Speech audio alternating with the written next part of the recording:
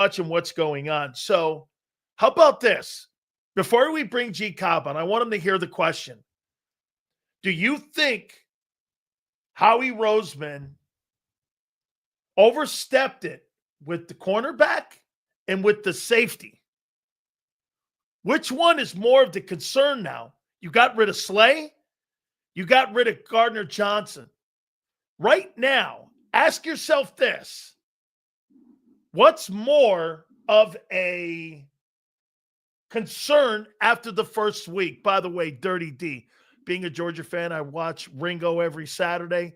That man has talent to step up. I mean, the guy is really a great player. I agree with you, Dirty D. Unfortunately, he also looked lost in some plays as well. The left guy's wide open. I get it. And I think he has trouble tracking. Thank you for the 11 members of the 11 months. I appreciate that. Thank you very much. Without further ado, let's get to G Cobb from Fox 29, former Eagle himself. And we'll start there with him. G Cobb, more of a concern. Is it at safety or corner right now? Now, I heard you thinking that up. That's a great one there because, you know, you could say that there are concerns in both areas, you know, as these guys, of course, as they show what they've got out there at training camp. But in talking about, you know, with the health now, I probably say there might be more concern at the that's tough. I probably would say safety probably. Because, you know, you got a rookie who, you know, has missed a little time. And is small. And he's small. That is true. He's small. And then, you know, with Brown, you know, you just haven't seen the consistency, you know, thus far, or just in his time when he's played, you know, because Vic has got to. Vic, if he doesn't feel comfortable with a guy, you know, he's going to go up there and say, hey, you know, we need to bring somebody else in here. You know, he's got to be comfortable with them. Now, I could see that Sidney Brown, though, is getting more comfortable with, look, let's play the zone, play the safety position the way he wants you to play it, which is he does not want any big plays. You know, he'd like you to make plays where you make tackles in the open field, which you're going to have to do. The other thing is, don't get caught biting on something and they get over your head, you know, and, you know, you don't want to get in a foot race with some of these guys either because, you know, they got speed out there, guys that can run by you. You know, if you get into, you know, if you don't have a certain amount of, you know, whatever space in between you and them, and you make it just a pure foot race, and you know, Sidney Brown, he just has a aggressiveness about him. You know, that's the way he grew up playing. And most of the time, he wasn't playing deep over that half. He's playing up by the line of scrimmage. And the kid likes to hit, and he's aggressive, and he has to tone that down in order to play safety for Vic Fangio. So I think that is something I think it can be corrected. And I think he's doing some things to correct that because he knew he was going to have to do that. I guess from hearing the coach there in when he's correcting people, when you talk about corner, you know, Ringo hasn't, you know, he's done good, but he hasn't shined and been consistent as much as you would like. And now they've added Eli Ricks to the conversation. That's right. So the more names you hear, that can't be a good sign for Ringo if you're creating more opportunity for other players to win that job. Is that fair? I think that's fair. Yeah, because, you know, he just hasn't made, you know, enough plays over there. You've seen Jackson make some plays and everything, but, you know, they look at him as if, I don't think that they want to go that route. But if they go that route, that means that Ricks has been a disappointment. See? So, yes, he has shown some, and he has been the better corner so far. How about this one? How about this one, Gary? All right. Yeah. Well, all that being said, you know this as well as everyone. when somebody gets hurt and has an injury the way that Sidney Brown had, John Lynch told me this too. You don't really get a sense of what that player is. Like last year when he was coming off that injury, you're kind of going through it and working through it. This is going to be the better version, don't you think, of Sidney Brown and what he's going to be able to show, because the confidence of going on that wheel now is going to have that behind him and him being able to go. So he probably right now, this is his time. He has a shot to win this job. Do you think he wins that job? I think they want the rookie to win that job. I mean, because they invested a second round pick in the rookie. Yep. See, so I think they feel like, he's the guy that I guess in a way they would like him to win it. Now, if Sidney Brown, if he comes and takes the job, then they're fine with that. But he's got to take that job. Right now, the second round pick is ahead of him because you gave up more for the second round pick. But I see things in Brown, and I have to jump on the back of Vic today when he was talking about it, that basically, they're going to let these players decide it. They're going to let them decide on who's going to win it. They don't have a problem. Whoever comes out and outplays the other is going to be the one that will get the job. So, I'm going to stay on the side of that. And I think that they're going to give them plenty of chances to do it.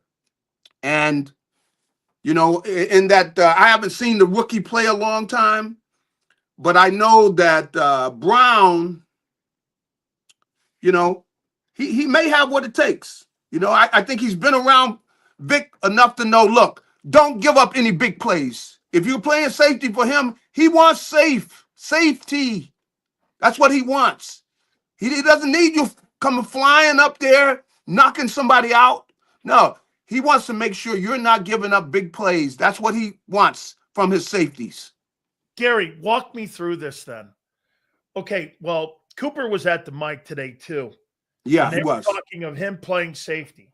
You just mentioned Makuba's a second rounder. Sidney's a third rounder, Garry. Correct. So you got Cooper potentially.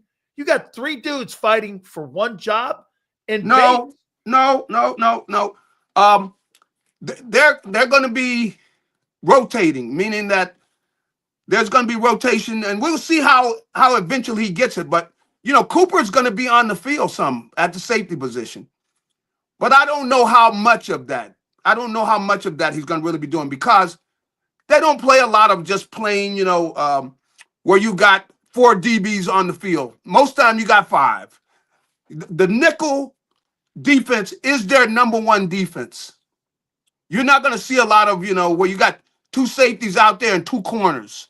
They don't do that very much. So most of the time they're going to be playing with 5 DBs on the field. So that's why, Cooper will play a little safety, but not a lot, because they're not going to be in that a lot. Most of the time they got 5 DBs on the field, and Cooper will be the nickel. So 5 DBs you see on the field 70% of the time. Yes. Being a nickel, right? Correct. All right. Let me ask you this. Do you think there's a possibility Vic could do this? When Nakobe comes back, could there ever be a position where you have 3 linebackers on the field and Bond, Jahad Campbell, and Nakobe Dean, where you're messing with the fronts? Because you said they're going to have 5 DBs. Whether you change the defensive front to create more backers or vice versa. Maybe you put more defensive linemen on the field and have the 2 linebackers. Could you see a lot of that pairing up this year with him changing how that thing's going to look in the front 7? Oh, yeah.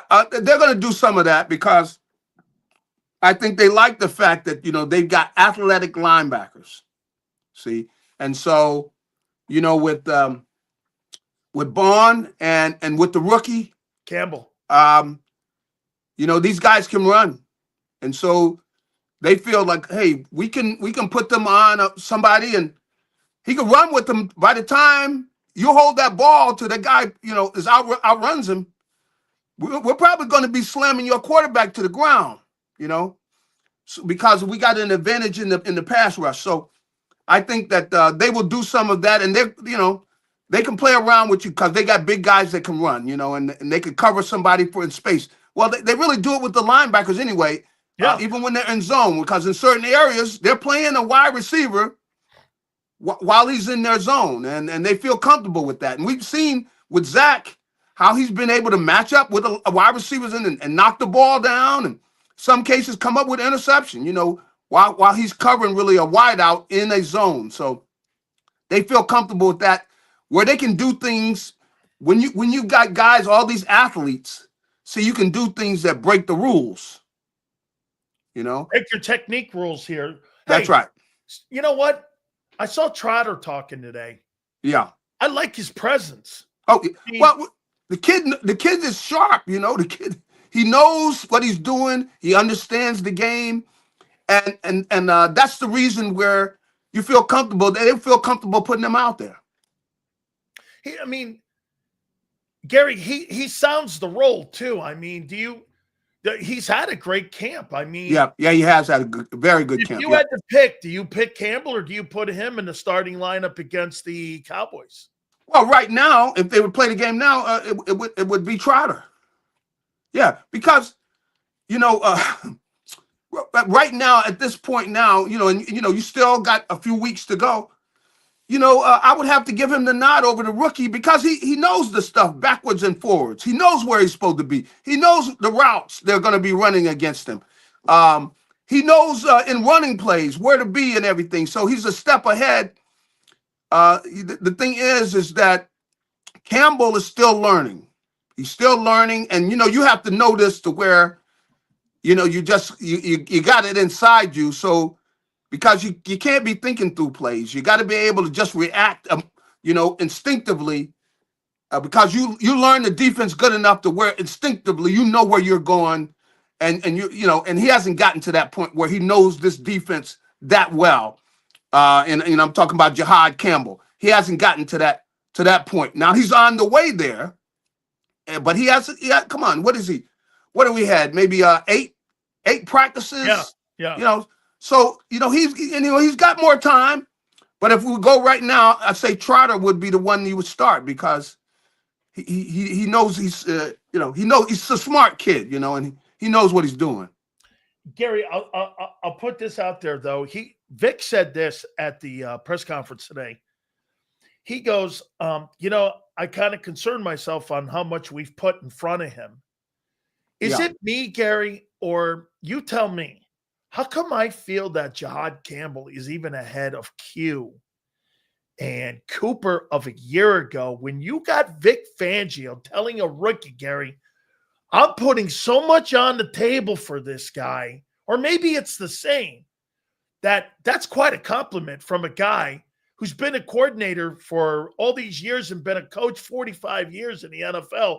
Mm-hmm. I'm giving this guy veteran responsibility, like Q traveling, or Cooper playing in multiple positions. That's stuff you do for veteran guys. How do you feel about that? Do you think that that's a tell sign that, Vic's looking at this guy like a Van Kinkel, a kind of guy where I can use him in multiple places? Well, I think that he's just being honest. See, and you got to look at Campbell and see, okay, he played down there at Alabama. He was doing some of the same things in Alabama. Meaning, I can't say as much about you, but I know this is not the football that they were playing at USC and in college football. It's not the same football they play now. They weren't spreading us out and doing all that. They weren't doing that in college when I was there. Everything's in space today. That's right. So they will get you. They're sending motion. You're seeing all the motion. You got 3 receivers in there. You got empty backfield. You got all that now in college football. So, he's seen this. He's already seen all of this when he was at Alabama. He played against teams where the offensive coordinator was a pro coordinator. He's running the same stuff. So he's seen all of this, So he knows how to make the adjustment. You can see he knows how to talk and everything. And he's getting comfortable with the Eagles defense, see, with the calls and things, but he's played in, like I said, with the where you've got one back in the backfield, you got 3 wide receivers, maybe you got a tight end in there. Sometimes you got 4 wide receivers on the field. And Campbell is used to that. He's, so he's getting better and better where he's getting to the point where he's familiar with all the Eagles, all the things they're doing. And, in fairness, Vic does a lot. I mean, he throws a lot at an opposing offense, different looks and everything. So, but he's still learning. Like I said, he hasn't even been. It hasn't been 2 weeks yet where he's playing, and he's getting more and more comfortable with everything. And so I think over time, he's by the time the season starts, he's probably is going to be ahead of where Cooper and those guys, because last year, see, he was teaching this to the whole defense. This year, he's just teaching it to the rooks. Everybody else knows what they're doing. Let me start some shit with you here. Uh-oh. All right. So I have Makuba. Yeah. I've got Cooper if I need. Yeah. I've got Sydney. Yeah. How come Reed Blankenship's deal's not done? And why are we sitting here looking for that guy? What if we do this, Gary? So I'm going to start a fire here for you a little bit. I know where you're going. If Sydney plays well, they move Cooper to safety. Yeah. Okay. Why am I paying Reed Blankenship $15 million? I invested a 2 and a 3. No, 2 2s and a 3. Yeah. At the safety position. Mm-hmm. Why am I going to pay a UDFA $15 million? Well, I tell you, he's a stabilizing guy back there. Okay. He's smart. He knows what everybody's supposed to be doing. He's like the coach. He's the one you can see. He's the one Cooper goes to.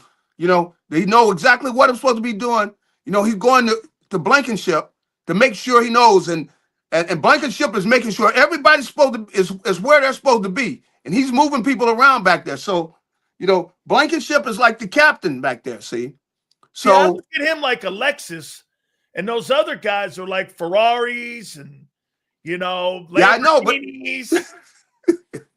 but that Lexus has the information. No, I get it. Now, I get it. Now, who knows? Maybe by the end of the season, they look at Cooper and they say, "Well, Cooper can direct everything back there," and then that might make Blankenship where he's not as confident about. But right now, they need him back there. See, okay, because he makes sure everybody's where they're supposed to be. And you got Cooper who is jumping from positions to positions. He's not coaching other guys, making sure he's where he's supposed to be. Because time he going from safety to corner to nickel, So maybe it gets to a point to where, who knows? Maybe the rookie, gets them so confident about how his knowledge of the defense to where eventually he's the guy that's confident back there can make sure everybody's where they're supposed to be and everything. But right now, Blankenship is the one that does that. So he's not going anywhere. They spent a lot of equity on that, though, haven't they? 2 2s and a 3. Yeah. I mean, that, and you got a contract that's coming up. All right. I know. So let me put this there. That's where they got a decision to make later on. They do have a decision to make. When everything is said and done, where do you think Cooper DeJean has the most success? The slot, safety. He said today that, there's been a little corner play out there too, a little bit for him. Yeah. Mm-hmm. Where do you think everything is said and done at the end of the day where he'll be remembered, or where do you think he makes the most impact for Vic Fangio in that defense? What would be the best position? I think, I probably would say nickel, because a lot of teams, like let's say the Cowboys, they put CeeDee Lamb in that slot. Yep. With the game on the line on 3rd down. They move him in there, and Cooper can go in and neutralize that guy. That's going to make it tough on those teams. So I think still that nickel position is the one. And then the thing he can do also is he's playing that slot. And none of those slot guys can block him, see? CeeDee Lamb's not blocking him. Like on a running play, he can't block Cooper on a running play, So and the thing is, he's going to get physical with those guys in the slot too. He's a big corner, and so I think there, he's able to show off all his skills. Now we'll see what they do, and you know that Fangio hasn't showed everything, but you can see he's thinking about ways to utilize these guys. You know, utilizing the guys that have, you know, like a guy like Cooper with all this talent. He can do so many different things where, yeah, he can play safety because he can come up and he can tackle and everything, but the guy can cover like a corner. He's one of our best corner guys, probably next to Mitchell. You know, he's one of our best guys when it comes to coverage. I mean, he covers a guy. You know, we saw that last year. Look at the guys he was covering last year. Third down. You know, he's covering their best receiver a lot of times, you know, and covering the guy, you know, so locking him down. But Garry, here, then go with me here. So if they're gonna take Q and they're gonna travel him, are they traveling him? I'm gonna ask this question because I asked it earlier. Yeah. Are they traveling Q because that's a position they want to see him in? Or are they doing that because they don't believe they have another corner on the other side? They're doing it because he's markedly better than that other corner. Because last year they didn't. They had two good corners in Slay. Yeah. So do you think they're doing it because they got a deficiency over there and they know it? Well, you know, you could say it that way. But, you know, yeah, that other corner is not he's not Quinyon Mitchell. Do you think other corner now, you know, now see that's where it's going to be interesting to see how this works out. I don't know how they're going to work out. Now, they probably wouldn't mind leaving Cooper, like Cooper cover the guy. See, you see, meaning like if Cooper was on the other side. See, you see what I'm saying? Yeah, but Garry, a guy like Dak, Mahomes, Stafford, yeah, you're gonna find that hole in the zone, and that guy's name is Keely Ringo. They're gonna find that hole. Because that's who these guys are paid $55 million. Yeah. Not because they don't know what they're looking for. He's a pre-snap landmark. Mm-hmm. You can travel so what? Like in the first game, George Pickens versus Keely Ringo. Yeah. Cowboys had the advantage there. Now, you know, there are going to be some times, you know, he's going to have to step up. And he's in man-to-man coverage. You're right. There are going to be some times. They don't get pressure on the quarterback. I mean, don't you agree that if you think you've got a deficiency at one corner and you got a question mark at a safety spot, pressure is going to be essential this year on letting those routes mature. Because the one thing in 22, they had 70 sacks, remember? Yeah. And they had that high volume of hitting the quarterback. 4 guys had double digits, right? Mm-hmm. Well, Garry, the routes couldn't develop because they were getting such high pressure. Yeah. If they don't get to the quarterback this year with these new guys, and you got deficiencies at safety and corner, boy, I'll tell you, the first 4 games of the year are Dak, Mahomes, Stafford, and a guy who gives the Bucs trouble in Mayfield. I mean, you've got to figure this out in 28 days. Well, you know, they, you know, that's what they're in the process of doing, seeing who do they feel the most comfortable with. Now, I think that they're confident that Ringo's going to come around and, you know, he has better practices times. You know, he's covering, you know, some quality. He's going up against some quality wide receivers. You think he's oh, that's right. That's a great take. He is going against AJ and Devontae. That's right. That's right. So if they beat him sometime, you know, you know, that's going to happen. I mean, you know, they beat the best in the league. So, but the thing they got to do is they've got to be, you know, consistent where they're competing with whoever it is that comes out there. They got to be able, if they got a tough matchup, they got to compete with that guy. They got to fight with him, and that's what they want out of Ringo. See, because Ringo is a big physical guy. You know, he's got to come out there with confidence, and I can see he's gaining it as the more the practices. I think he was a little nervous there at the beginning, started camp. He comes out, he's nervous. He knows everybody's looking at him, and he just needs to calm down, play your game. Look, Be physical with these guys. Them guys, none of these guys can deal with you. You get physical. Jam them when you can. You know, beat them up when you can. If you can engage them early in the route. So I think he's just got to look at the pluses he have. He can run with all these guys, but he's got to come out with that confidence. He needs just more reps. More reps. He needs, he needs more reps, and he needs to get in there, with the bright lights. That's what till he gets out there with the bright lights and makes some plays, then he's going to get more and more confidence, and realize, come on, you can play with these guys, but he's got to have that confidence in himself. Well, Burrow's playing in this game, supposedly, a couple series. So you're going to get a good test right out of the gate. By the way, let me finish this up here with you. It's good. I didn't know Barkley was such a trash talker. So Barkley out there, he talks. Yeah, he does talk a lot of some. He does. Hear what he said about Brandon Graham? He goes, yeah, Brandon Graham's trash talking was just annoying. And I was like, what? All right. It was just annoying.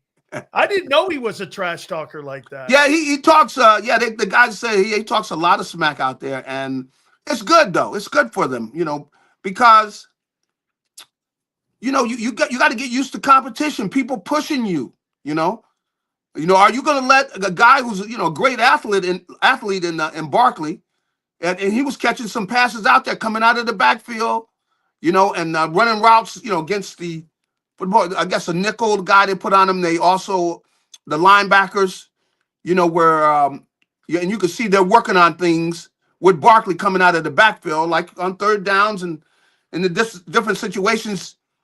The guys, he's got tremendous speed, and he's a matchup problem, for any backers. They put any linebackers on him and safeties. So he's a challenge, and he talks, it's good.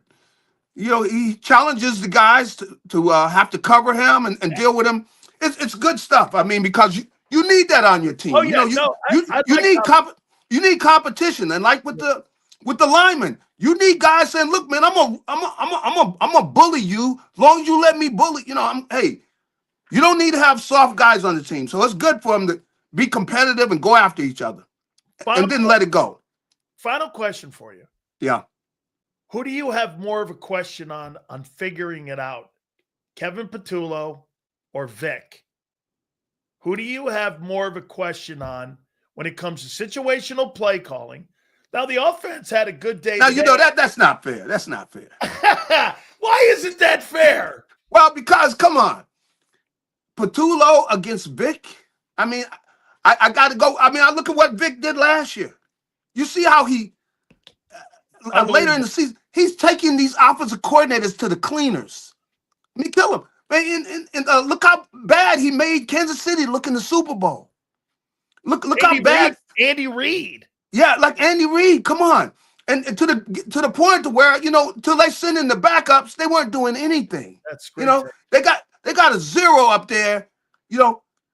So I it's Vic. The guy really showed a lot last year, man. He really took some people to the cleaners, and that's why I'm interested in seeing how he's going to use these guys, when they get into the season, and I think it's going to be fascinating because there are a lot of these young guys, they're blooming. I want to see if they can rush the passer the way they're doing, if they can do that against these other teams. It's going to be interesting because some of the young kids are, they're showing some things. So that's going to be very interesting to see how this defense plays because they're the key to the season. Yes. I'm confident about the offense because you got all this experience, and with the way you see with Jalen. Jalen's doing some good things out there, practice situational things with throwing the ball, making plays on third down. Doing that where he's recognizing things, he knows where he's going with the ball. So you see that Jalen he's getting better as a quarterback over time. You can see that he's more comfortable in the pocket, getting the ball out of his hands, all kind of things like that. So I'm confident about the offense with the weapons they've got and everything defensively. But that's why I feel good because Fangio. The guy showed me, and he impressed me last year. I'm gonna see if he can do it again this year. How about this? I'll end it with this. So Angelo calls Kevin Patullo Bobo Patullo because that's that's Nick's boy. And he's like, he goes, Bobo Patullo. We'll see what he does this year because, is he going to – do you think he makes Jalen? Do you think he improves Jalen? Kellen Moore didn't. Yeah, I think, I'm expecting Jalen, to play better than he's ever played. Yeah, I think so because – wow, okay. He's seen everything. He's seeing things for the same time. It's the same offense this year. It's not a big change. And you don't think they're going to increase the volume of throws? Yeah, I think they're going to increase the volume of those. I think they are.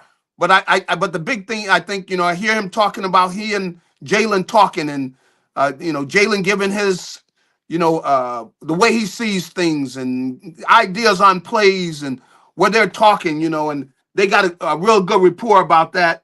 And I just think Jalen's just growing up. Come on. He's seeing everything again. He's seeing it again. It's the same offense they're playing. They're not changing the offense. And so I think that, they still got Saquon aimed at the defense. You got to realize, it's like a guy goes in there and aims a gun at you. You're not going to forget about that gun that's aimed at you. So Saquon is still aimed at the defense. They got to think about him. I think it's going to open things up in their passing game. And I think Jalen is more and more comfortable with seeing and seeing quicker what he needs to see and who he's going with the ball with and everything. So, I'm expecting good things out of the offense. And the whole thing is, how quick is how well is Vic going to do with that defensive unit? And he did a great job last year. So we see whether he can do it again this year. I mean, so that's what's going to be fascinating, and that's the fun. I mean, but you see promising things out there at practice. I see, promising things with guys rushing the passer and everything. But can you do it in a game? Can you get to the quarterback? With the money on the line, Gary, I'm going to make one last one here to you about Barkley. Yeah. Barkley's been in the league 7 years, right? Yes. Only 3 of those years has he ever finished the season where he went the distance. Mm-hmm. You think, again, the season rides on him. Yes. The amount of carries they had last year. Mm-hmm. You think that he's on a pitch count? Or do you not think he's on a pitch count? They don't need to tell him, but he's got to be on a pitch count. You cannot run him as much as you did last year. I don't think I'm going to give him the ball. I'm going to say, you know what? I'm throwing the ball to him a certain amount of times rather than handing the ball off to him, because I'm going to throw the ball to him. He's out in open field. He's got to have, cornerbacks and safeties tackling him, rather than linebackers and things. So I think that he's got to be on a pitch count. You can't, maybe say, hey, he doesn't want to be on a pitch count, of course, but so what? We brought in, the backup running backs. Dylan. That's right. We brought him in here because we can't give you the ball but so many times. 3 of the last 5 years he's missed time, significant time. Hey, I mean, hey, I'm not trying to start any shit here. No. Hey, you're saying Plan B. This is the kind of thing that those coaches back there, they're thinking about. They got to be honest. They're thinking about that. So, that's something to think about. But I don't think they're going to want to go in and jump on his back and ride him, but so hard. So I don't see them going in with, carrying the ball, 35, 30. No. Those first 4 are going to be quite. Yeah, you're right. Standing, okay. You're right. Those are going to be some playoff teams. And then you got Denver also in that mix. Yeah. Yeah. Well, not the Cowboys last year, but I think they're a playoff caliber team. Hey, I have to ask you the Micah Parsons thing on what's going on with Jerry. Oh man, what do you make of that? The only thing that now this would be, but it still wouldn't make sense if somehow if he was in on it, if Parsons was in on it, And I mean, that's the only thing that would be funny, but he's not in on this nonsense. Like, what are you doing, man? That's right.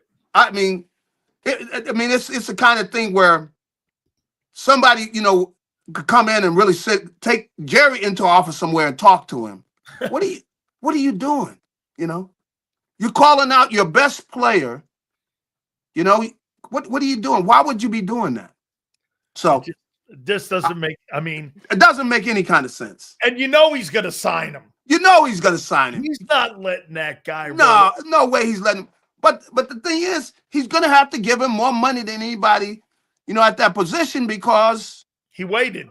Come on, he waited and waited. What are you doing? I know how he gets ahead of it. G Cobb, appreciate you, my friend. Thank you so much for doing this. All right, have a good one. You got it. All right. You see, this is kind of what we do here. We kind of throw topics around a little bit, especially when it comes to Saquon Barkley. 3 of the last 5 years. Whoa. And by the way, AJ's hurt again? No, can't be. Anyway, got to pay some bills, guys. Appreciate you guys big time. Don't forget our great friends at Morgan & Morgan, the #1 injury law firm in the entire country for a reason. Why? Because they win. Thousands of attorneys coast to coast making sure that your family is protected in case of a frivolous lawsuit by an insurance company. They don't want to do the right thing. Morgan & Morgan is there for you to make sure that your family is defended and making sure your family gets the best defense possible. Remember this, they don't get paid unless you win. Simple as that. They are the #1 injury law firm in the world for a reason. Again, because they win. Do me a favor. Go to forthepeople.com/Big Sills or pound law 529. That's forthepeople.com/Big Sills or pound law 529 and do me a favor. You tell them Big Sills sent you. This is Eric. When he got injured in a car accident,